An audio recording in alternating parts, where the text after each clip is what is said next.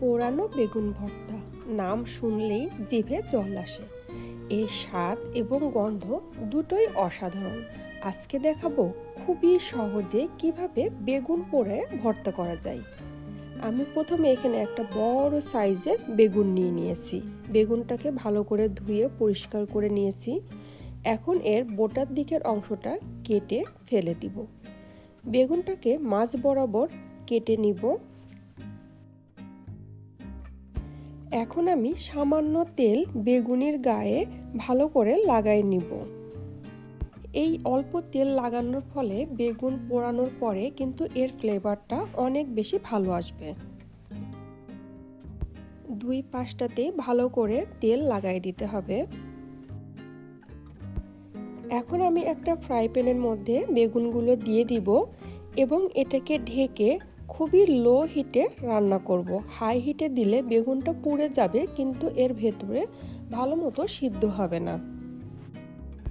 বেগুনের এক পাশটা যখন একটু পোড়া পোড়া হয়ে যাবে, গন্ধ শুনলে বোঝা যাবে, তখন এটাকে উল্টায় দিয়ে আবার ঢেকে খুবই লো হিটে রান্না করতে হবে।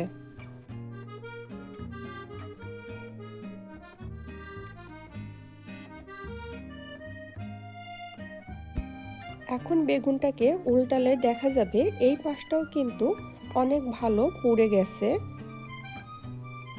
এখন আমি বেগুনগুলোকে একটা প্লেটে তুলে নিব।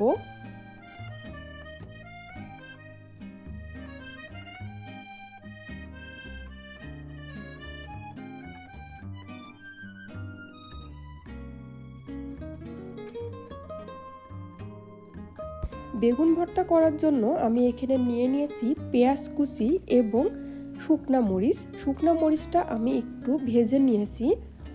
প্রথমে শুকনা মরিচটাকে ভালো করে লবণের সাথে মাখায়ে এরপরে পেঁয়াজের সঙ্গে মাখাই নেব। সামান্য একটু সরিষার তেল দিয়ে পেঁয়াজ মরিচের ভর্তাটা রেডি করে নেব।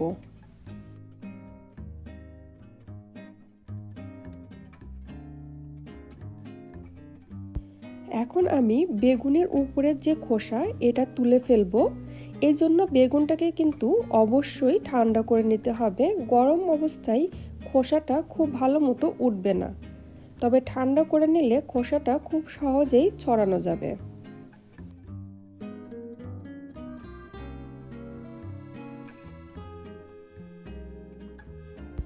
একইভাবে অন্য বেগুনের থেকেও আমি খোসাটা ছাড়াই নিব। অনেকে খোসা সহ ভর্তা করে, তবে খোসাটা ছড়াই নিলে কিন্তু বেগুন ভর্তার স্বাদটা অনেক বেশি ভালো লাগে।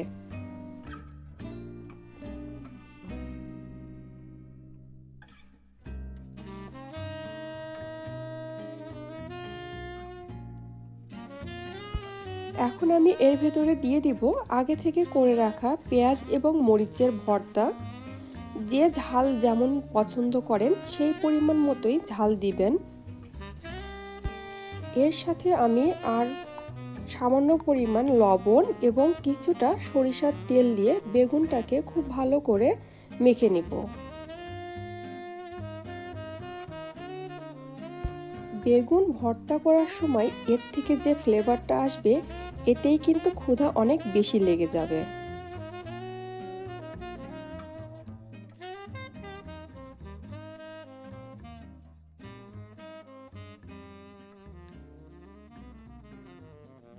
তৈরি হয়ে গেল পোড়া বেগুনের ভর্তা। যে কেউ যে কোনো চুলায় খুবই সহজে কিন্তু বেগুন পোড়ায় ভর্তা করতে পারবেন। আর একবার দেখে নিলে এটা কিন্তু আর ভোলার মতো নয়। পুরো ভিডিওটা দেখার জন্য সবাইকে অসংখ্য ধন্যবাদ। ভালো থাকবেন।